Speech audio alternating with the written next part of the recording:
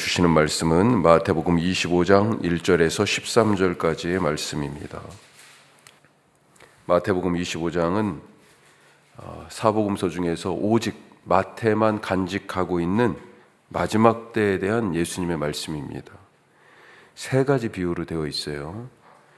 열처녀의 비유, 달란트 비유, 양과 염소의 비유, 이렇게 세 가지 비유로 되어 있는데 이 각 비유를 통해서 예수님이 전하시려는 이 마지막 때에 대한 메시지가 있습니다. 오늘 우리가 지금은 이 25장 세 가지 비유 중에 맨 처음 열처녀 비유라고 보통 일컬어지는 이 말씀을 읽었는데 조금 더 이 말씀을 생각해 보도록 하겠습니다. 첫 번째로 땅의 나라는 끝이 있다고 지금 말씀하십니다. 이 25장에 나오는 세 가지 비유의 공통점이 있다고 그러면 뭘까요? 마지막 때가 있다, 마지막 때가 온다라고 하는 것입니다. 그래서 이 셋을 다 같이 묶어가지고 마지막 때의 비유 이렇게 또 얘기하는 거죠. 열처녀 비유에서는 신랑이 옵니다.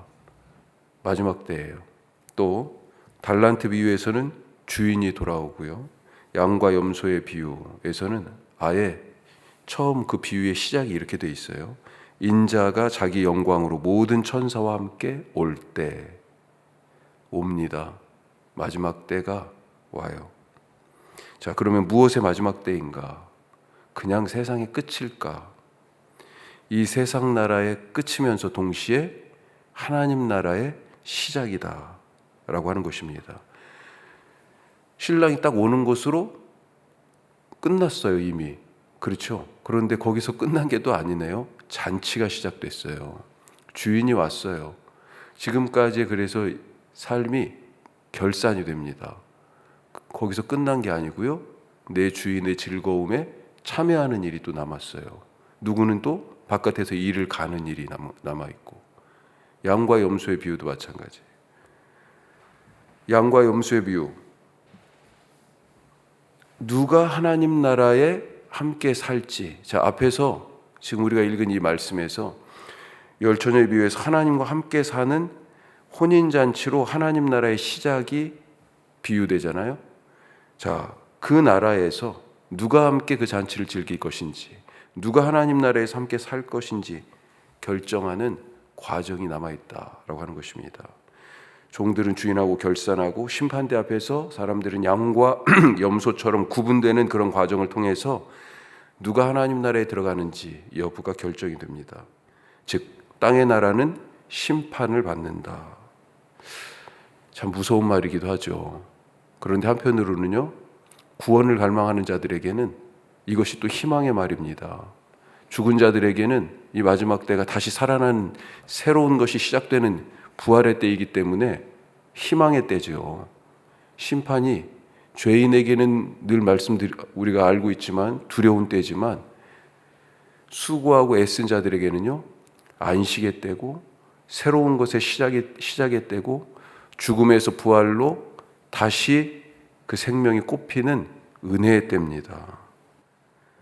그때 내 말이 이 땅에서의 내 말과 내 행위와 내 생각과 내 감정과 그리고 내가 맺어왔던 모든 관계들이 과연 하나님 나라에 합당할 것일까?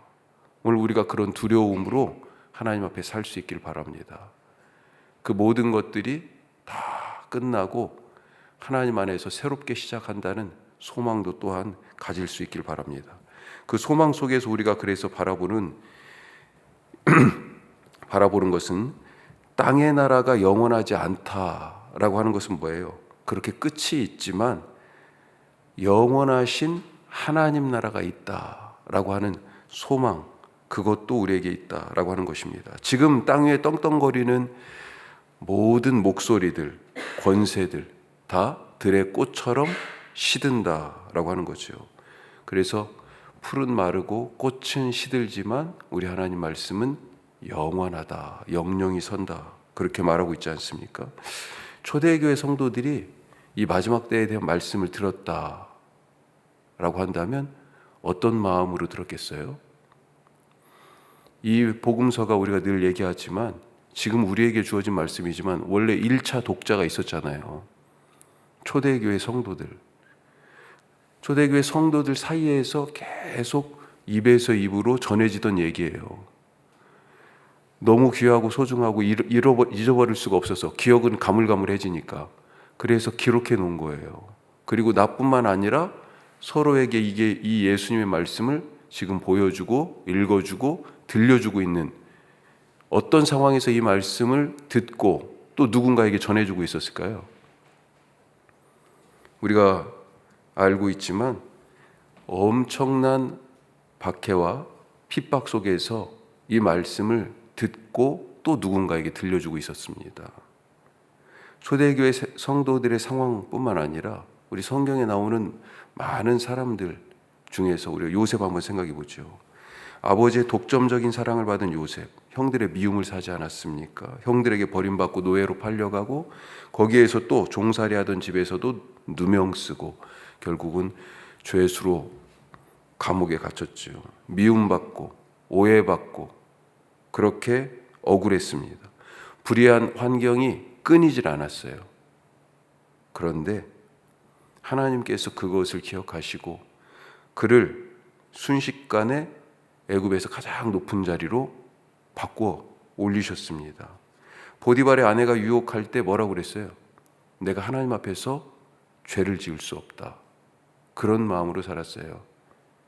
이 땅의 나라, 보이는 이 모든 것들, 이 불우한 모든 환경 끝난다라고 하는 믿음이죠. 영원하신 하나님을 바라볼 줄 아는 그런 믿음이 있었습니다. 초대교회 성도들도 그런 믿음으로 살지 않았을까요?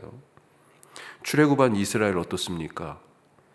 종살이가 하루 이틀도 아니고 10년, 20년도 아니고요. 100년, 200년도 아니고요. 종살이가 자그마치 400년입니다. 400년. 누가 이거 끝날 거라고 생각했을까요? 그냥 이제 이렇게 쭉 사는 거예요. 태어날 때부터 난 종이었고 죽을 때도 종이에요. 이게 언제 바뀌어질까? 언제 우리는 종살이에서 놓여날까? 아예 꿈도 꿀 수 없는 그런 상황입니다. 그런데 끝이 있다라고 지금 보여주고 있는 거예요. 하나님이 그 끝을 내셨고요. 새로운 걸 시작하셨습니다. 마지막 때에 대한 얘기가 결국은 다 끝이 있다. 땅의 나라는 끝이 있다. 다시 시작한다. 라고 하는 소망을 우리에게 줍니다. 오늘 우리가 처해 있는 상황들 어떻습니까? 아무리 내가 발버둥 쳐도 여기에서 나오기 어렵고 이게 내 인생인가 보다 생각되는 그런 부분들이 있죠. 하지만 땅의 것은요 끝납니다. 하나님의 것이, 하늘의 것이 우리 삶에서 예수님과 더불어 다시 시작하는 것을 믿으시기 바랍니다. 자, 두 번째로 깨어 있으라 말씀합니다. 열처녀 비유, 신랑을 맞으러 나간 10명의 들러리들의 이야기예요. 사실은 신랑이 늦게 오는 바람에 졸며 자고 있었는데 신랑이 온다는 소리에 깨어보니까 5은 기름이 부족하네요. 야, 이거 큰일 났다. 그래서 기름을 빌려달라고 그러는데 어찌를 빌리지를 못했어요. 사라고, 그래서 불가피하게 살아간 거죠. 그 사이에 신랑이 와버렸습니다. 문은 닫히고 혼인잔치가 시작됐어요. 부족한 기름을 사러 갔던 이들이 와가지고 닫힌 문을 보고 문을 두드리죠. 우리가 왔다고, 문 열어달라고. 하지만 나는 너희를 알지 못한다. 잔치는 이미 시작되었고 문은 열리지 않습니다. 잔치에 들어가지 못해요. 자, 이 비유를 말씀하신 목적이 무엇일까요? 궁극적인 목적. 말씀에 그대로 써 있습니다. 13절 한번 보죠. 이 비유의 말씀 맨 끝에, 자, 그런즉, 그러므로 말하고 있죠. 결론적으로 같이 해요. 그런즉 깨어 있으라. 너희는 그날과 그때를 알지 못하느니라. 깨어 있으라고 이 말씀 주신 거예요, 제자들에게. 무슨 뜻일까요? 깨어 있으라는 말이. 우리가 여기서 조금 혼동하는 것이 있는 것 같아요. 슬기로운 5 여인은 깨어 있었고 또 나머지 5 여인은 자고 있어서 미련했다. 그거 아니에요. 슬기로운 5 여인은 깨어 있고 나머지 5 여인은 자고 있지 않았다고 지금 얘기하고 있습니다. 5절 보세요. 신랑이 더디옴으로 다 졸며 잘세. 전부 다 자고 있었습니다. 예정된 시간보다 늦게 오는 신랑을 기다리다 모두 다 지금 자고 있는 거예요. 자, 그러면 무엇에 깨어 있으라는 말씀일까요? 13절을 다시 보면 정확히 나와 있어요. 깨어 있을 이유가 그날과 그때를 알지 못하기 때문에. 그런데 5 여인은 신랑이 올 시간을 알고 있는 것처럼 행동했습니다. 이 잔치에 참석하지 못하는 사람들. 신랑이 올 때까지 야 2등이면 충분해. 신랑은 그 전에 와 라고 그렇게 생각했던 거죠. 신랑이 올 시간을 알고 있는 것처럼 행동했어요. 여분의 기름을 그래서 준비하지 않았습니다. 이것이 깨어있지 못한 것이다 라고 지금 말씀하고 있는 거죠. 오히려 이들 뭐라고 얘기합니까? 미련하다라고 말하는데 때를 알고 있는 것처럼 행동했기 때문에 그것에 대하여서 미련하다고 지금 말하고 있는 것입니다. 때에 대해서 깨어있다라고 하는 것은 그때를 알지 못한다라고 하는 자세를 가지고 늘 지금이 바로 그때인 줄 알고 사는 것이다. 나중이 아니라 지금입니다. 나중에 사랑하고 나중에 용서하고 나중에 찾아뵙고 나중에 사과하고 나중에 실천하고 나중에 기도하고 나중에 하는 것, 이건 깨어있는 게 아니라는 거예요. 지금입니다. 예수님도 지금에 대해 예배할 때도 지금이라고 말씀하셨어요. 아버지께 참되게 예배하는 자는 영과 진리로 예배할 때가 오나니 곧 이때다. 이때. 주저하지 말고 두려워하지 말고 미루지도 말고 지금 할 수 있는 오늘 마지막 때를 살아가는 그 은혜 안에 있으시기를 간절히 바랍니다. 오늘이 신랑 되시는 예수님이 오시는 날, 오늘이 옛 세상의 마지막 날입니다. 하지만 예수님과 더불어 함께하는 천국잔치의 첫날이에요. 오늘이 꼭 부활의 아침인 것처럼. 사실 세상을 둘로 딱 시간을 나누자고 그러면 부활 이전과 부활 이후라고 그렇게 생각이 돼요. 부활 전까지 옛 생명이에요. 하지만 드디어 예수님의 부활로 새 생명이 무엇인지, 앞으로 천국에서 천국을 살아가는 하나님 나라의 백성의 생명이 무엇인지 부활을 통해서 보여주셨잖아요. 부활 이전과 부활 이후예요. 옛 세상 끝납니다.